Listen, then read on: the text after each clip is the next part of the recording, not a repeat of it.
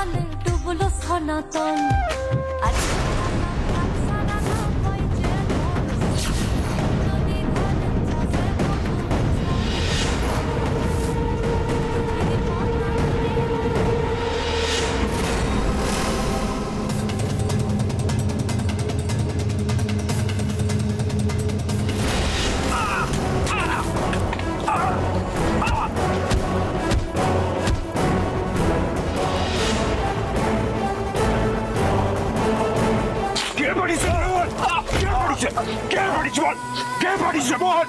বলছি বলছি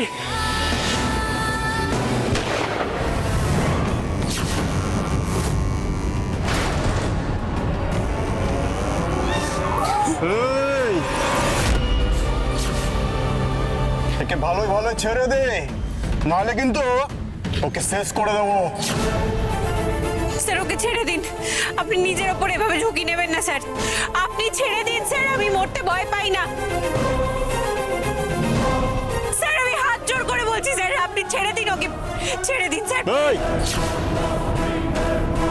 আমি 3 অবধি গুনবো, তারপর কিন্তু ট্রিগার দাবিয়ে দেবো। 1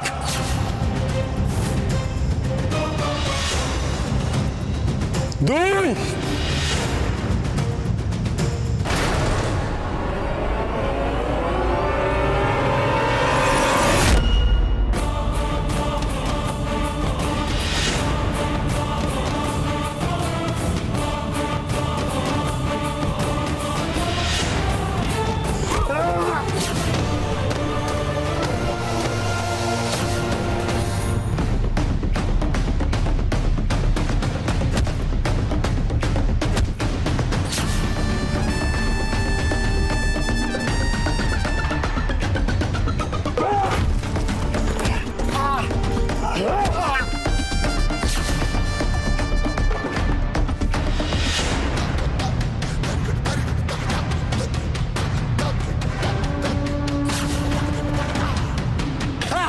para!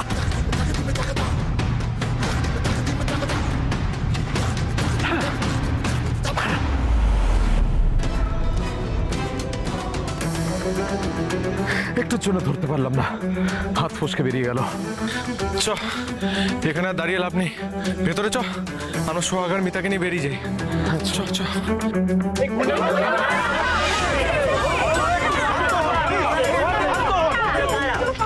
স্যার, আপনারা ছিলেন বলেই আমরা সবাই আজকে প্রাণে বেঁচেছি। পুলিশে একটা খবর দিতে হবে স্যার। আপনার স্যার অনেক সাহস আছে, যেভাবে আপনি গুন্ডাগুলোর সাথে লড়াই করলেন এমনটা তো থিয়েটার বা সিনেমায় দেখি, বাস্তবে আজ প্রথমবার দেখলাম। সেই সব ঠিক আছে, কিন্তু একটা কথা আমি বুঝতে পারছি না, সেই সময় ইটটা কে ছুড়লো? হ্যাঁ স্যার, ওই ইটটাকে ছুড়লো সেটাও তো ঠিক বুঝতে পারছি না, তবে স্যার আপনার খুব সাহস আছে সত্যি। যা হওয়ার হয়ে গেছে, এখন আর এটা নিয়ে আলোচনা করে কোনো লাভ নেই। ঈশ্বর আপনার মঙ্গল করুন স্যার। সোহাগ, তুমি ঠিক আছো? আমি একদম ঠিক আছি স্যার, আপনি ঠিক আছেন? আপনার কোথাও লাগেনি তো? না না, আই এম পারফেক্টলি ফাইন।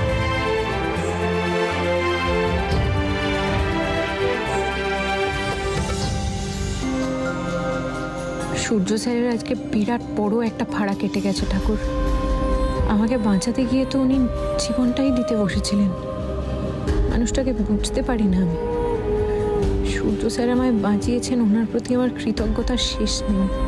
কিন্তু সেই সময় যদি থানিরটা এসে না পড়তো তাহলে তো দুজনেই শেষ হয়ে যেতাম। কিন্তু থানিরটা ছুড়লই বা কি?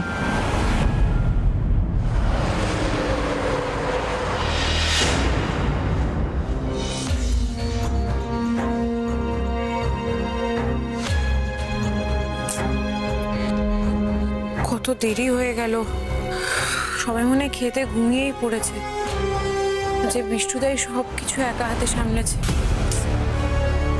যাক বাবা, তোমার তাহলে এতক্ষণে বাড়ির কথা মনে পড়লো? আমরা তো ভেবেছিলাম তুমি হয়তো আমাদেরকে বিদায় জানিয়ে নিজেদের জায়গা মানে ওই অজপাড়া গায়ে ফিরে গেছো। তোর কি মাথা খারাপ হয়ে গিয়েছে না? হ্যাঁ, কি যে বলিস, এই বাড়িতে এত সুখ এত আরাম সবকিছু ছেড়ে ও চলে যাবে? কোথায় চড়তে বেরিয়েছিলে শুনি? চড়তে বেরোয়নি, সূর্য স্যারের সঙ্গে বেরিয়েছিলাম। বাবা, ভাইয়ার সাথে বেরিয়েছিলে? তো এক্সেসিভ ড্রিঙ্ক করে ভাইয়ার বুদ্ধিগুলোতে বোধহয় মরচে পড়ে গেছে, না হলে কি আর এই মেয়েটার সাথে। যাকে, তো কোথায় বেরিয়েছিলে? আজকে বিবেকদা আর মিতার বিবাহ বার্ষিকী, তাই আমরা একটা রেস্টুরেন্টে গেছিলাম। বিবেক আর মিতার বিবাহ বার্ষিকী? You mean to say marriage anniversary? মানে হাউস দ্যাট ইভেন পসিবল? মানে আমি তো শুনেছিলাম বিবেকদার ম্যারেজ অ্যানিভার্সারি অগাস্টে, তাহলে এখন আজকে তোমাদের বিবাহ বার্ষিকী না হলে তো এখানে আসাই হতো না। আজ আমাদের বিবাহ বার্ষিকী হবে কেন? আজকে সত্যি বিবেকদা আর মিতার বিবাহ বার্ষিকী নয়? আমরা কি মিথ্যে কথা বলছি? ওদের বিয়ে আমাদের খুব ভালো করে মনে আছে, কারণ বিবেক আর মিতার বিয়েটা তো ভাইয়াই দিয়েছিল। কিন্তু কিন্তু কি? হ্যাঁ, তোমার কি মনে হয় আমরা বানিয়ে কথা বলছি? নেচার, ওর সাথে বাজে কথা বলে সময় নষ্ট করার কোনো মানেই হয় না। এত সময় আমাদের নেই, যথেষ্ট রাত হয়েছে, চল।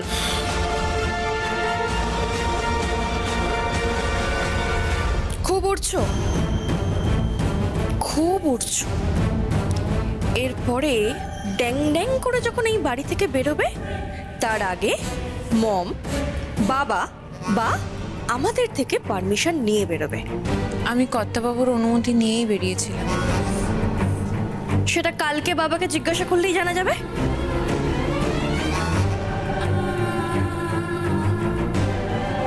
আজ মিতার বিবাহ বার্ষিকী নয়?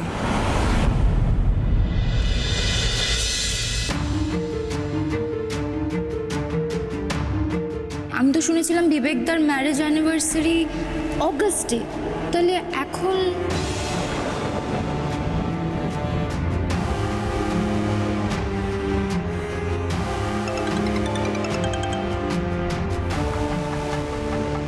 সোহাগ, জানো এতক্ষণ আমি রূপসী বাংলায় তোলা ছবিগুলোই দেখছিলাম, কি দারুণ যে হয়েছে, আর তোমাকে তো দারুণ সুন্দর লাগছে। মিতা, বিবেকদা কোথায়? বিবেক বিবেক তো ওয়াশরুমে আছে। আর বলো না, শীত গ্রীষ্ম বর্ষা সারা বছরই ওর শুতে যাওয়ার আগে স্নান না করলে চলে না। আচ্ছা ঠিক আছে, আমি বিবেক এলেই তোমাকে ফোন করতে বলছি। ঠিক আছে, বিবেকদাকে আর ফোন করতে হবে না। আমায় একটা কথা বলবে মিতা? তোমরা আজকে আমাকে মিথ্যে কথা বললে কেন? মানে? মানে তোমাদের বিবাহ বার্ষিকী তো অগাস্ট মাসে, তাহলে আজকে এটা কেন করলে? আমাদের ম্যারেজ অ্যানিভার্সারি তো আগস্টে। সূর্যদা, তুমি আমাদের বিয়ের ডেটটা ভুলে গেলে? তুমি তো নিজেই বিয়ে দিয়েছিলে। ফেক ম্যারেজ অ্যানিভার্সারি, এই অ্যানিভার্সারির কথা বলেই সোহাগকে বাড়ি থেকে বের করে আনতে হবে। কি হলো মিতা, চুপ করে আছো কেন? কেন এত বড় মিথ্যেটা আমায় বললে বলো? সরি সোহাগ, আজকে সত্যি আমাদের বিবাহ বার্ষিকী নয়, কিন্তু বিশ্বাস করো আজকের দিনের পুরো প্ল্যানটা সূর্যদার ছিল। সূর্য স্যার?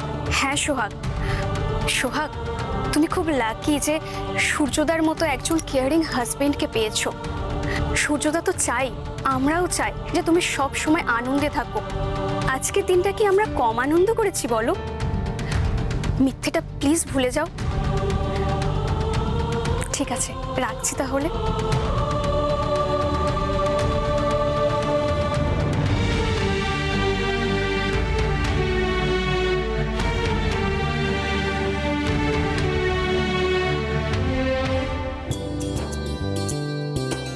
ওরে আয় আয়, আজ ভাতের সাথে ছোলার ডাল আর এঁচুড়ের কোপ্তা আছে। আয় আয়, সবাই মিলে বসে খাই। আয়, এই তো গোপাল, ও গোপাল শিগগির বসে যাও, তো বসে যাও।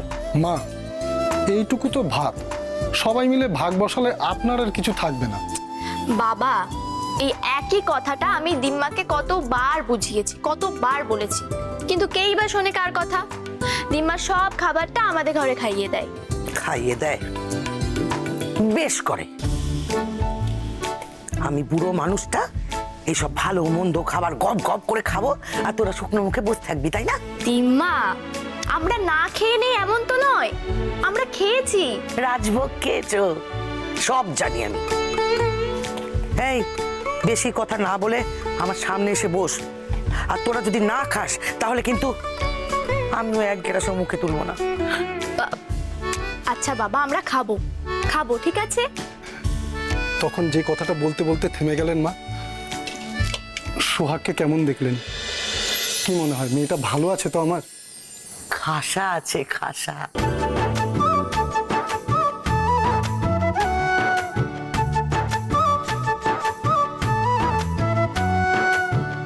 নাচ জামাই আমাদের সোনার টুকরো না, হীরের টুকরো ছেলে। দিদি ভাইকে কত ভালোবাসে গো। আরে ভালো না বাসলে কখনো হোটেলে নিয়ে যায় বলো দেখি? হ্যাঁ, অত নাচ গান আনন্দ প্রমোদ করে কখনো? হ্যাঁ, সবই ভালো ছিল জানো তো। তবে তবে কি মা? সবই ঠিক ছিল, নাচ গান চলছিল, আনন্দ প্রমোদ করছিল। হঠাৎ দুটো গুন্ডা বন্দুক টন্দুক নিয়ে এসে হাজির।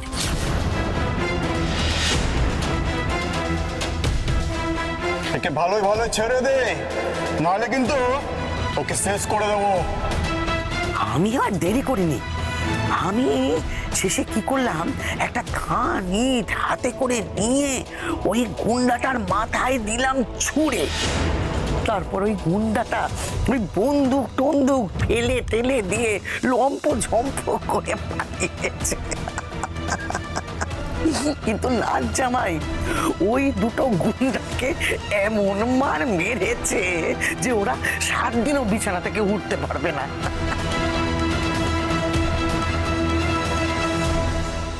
ভাগ্যিস মা আপনি সময় মতো ইটটা ছুঁড়েছিলেন, নাহলে আমার সোহাগটা তো প্রাণেই বাঁচতো না। এমনি এমনি কি আর ঠাকুরকে জল পেশাদ রোজ দেই? ওই ঠাকুরই আমাদের রক্ষা করবেন। বলছিলাম মা একটা কথা, সেটা হচ্ছে চিত্তদা বলছিল পাশের গায়ে চালকলের লোক নিচ্ছে। আমি কাজটা ধরবো ভাবছি, কাল সকাল সকালে আমাকে বেরিয়ে পড়তে হবে। সে তো পাশের গ্রামে, তার মানে তুমি সেই সকালবেলায় বেরোবে আর রাত্রির বেলায় আসবে? হ্যাঁ মা, কষ্ট তো একটু হবেই। আপনাকে আর অত দূরে হোটেলে কাজটা করতে যেতে হবে না। আমি যেটুকু রোজগার করব আমাদের সবার মিলে অন্তত দুবেলা না হোক একবেলার ভাত ঠিক জুটে যাবে। আমি একবেলা খেতে পারবো না বাবু। তোমার এই ভিন গাতে গিয়ে কাজ করার কোনো দরকার নেই। দুটো মেয়ে এই ঘরে একা একা থাকবে আর তুমি ভিন গাতে গিয়ে কাজ করবে? না বাবু না। কিরে আয় আয় আমার কাছে আয়, একতলা খাইয়ে দি। আয় আয়। দাও।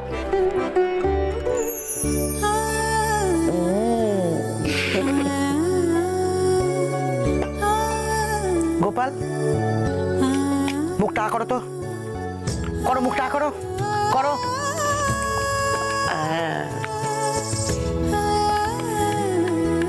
এবার আপনিও খান, খান আপনি। খাবো খাবো।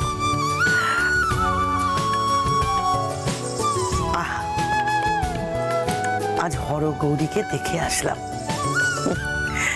কি ভালো লাগলো জানো কপাল। আমাদের এই দুর্দিন কেটে যাবে জানো, সুদিন আমাদের আসবেই। আর সেদিন আমরা খুব আনন্দ করে বাঁচবো, খুব আনন্দ করে বাঁচবো।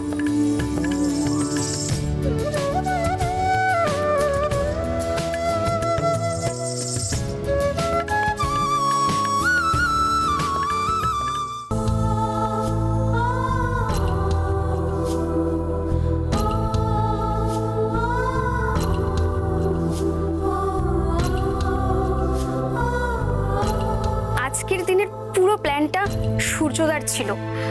সোহাগ, তুমি খুব লাকি যে সূর্যদার মতো একজন কেয়ারিং হাজবেন্ডকে পেয়েছো।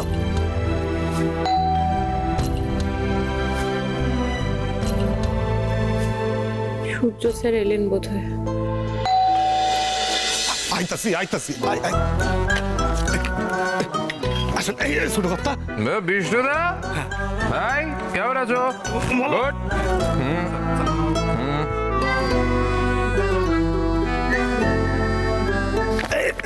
আস্তে আস্তে সাবধানে।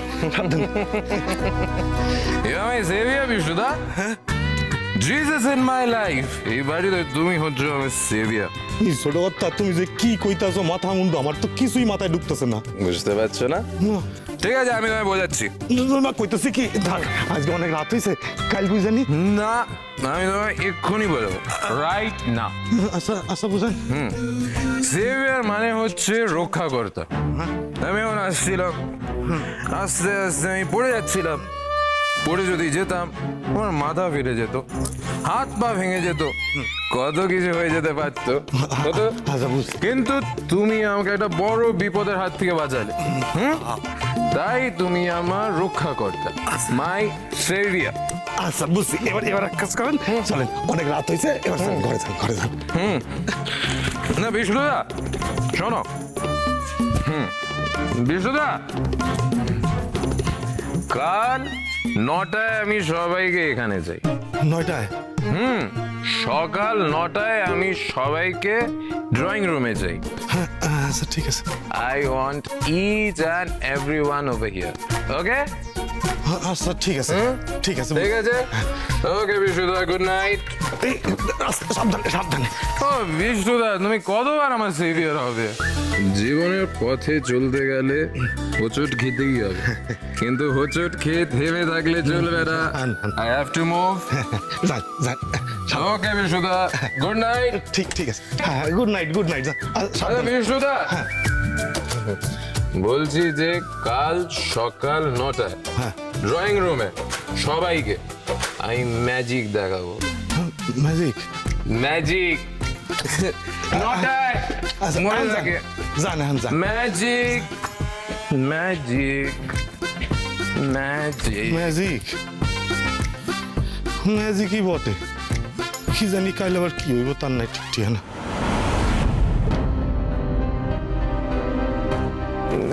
কি সোহাগ, তুমি এখনো জেগে আছো কেন? ভাই ঘরের মধ্যে আমরা স্বামী স্ত্রী নই, তাই ঘরের মধ্যে আমার জন্য বউয়ের রোল প্লে করার কোনো দরকারই নেই। কোনটা দরকার আছে আর কোনটা দরকার নেই সেই নিয়ে না হয় পরেই আলোচনা করলাম। আপনি আমায় একটা কথা বলুন তো, আপনি আমায় এত বড় মিথ্যেটা কেন বললেন স্যার? কেন বললেন আজকে বিবেকদার মিতার বিবাহ বার্ষিকী?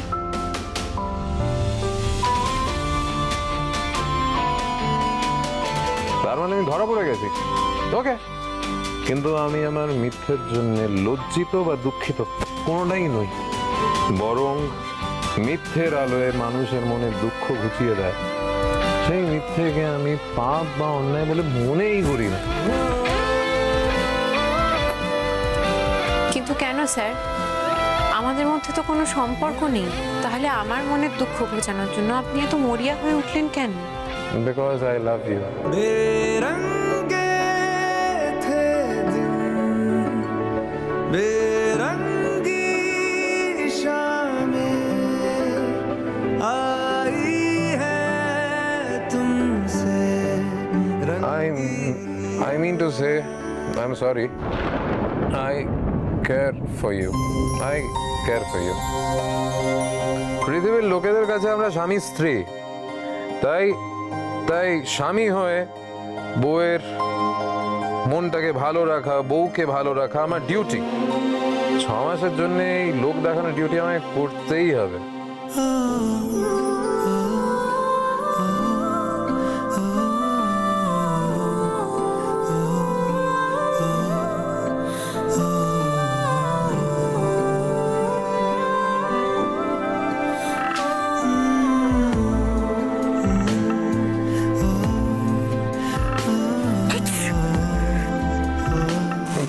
কি সোহাগ, তোমার ঠান্ডা লেগেছে?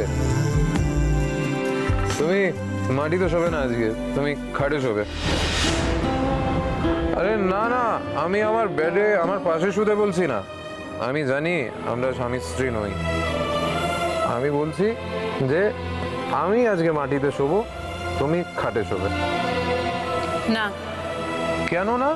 না মানে আমার এমন কিছু ঠান্ডা লাগেনি যে আমাকে বিছানায় শুতে হবে, আমি মাটিতেই শুয়ে পড়ব। এই সোহাগ, তুমি এত জেদি কেন? দাঁড়াও 1 মিনিট।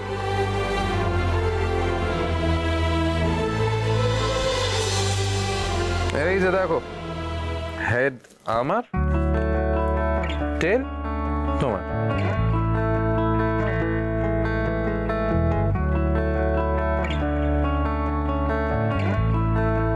এই দেখো, আমি জিতেছি হেড।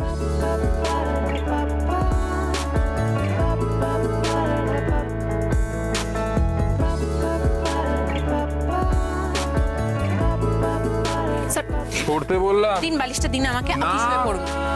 দিন, ছাড়ো আমি বলছে। আপনাকে বললাম তো না। স্যার আমি মাটিতে শুয়ে পড়ব। আমি জিতেছি, তোমাকে আমার কথা শুনতে হবে না। আমি শোবো।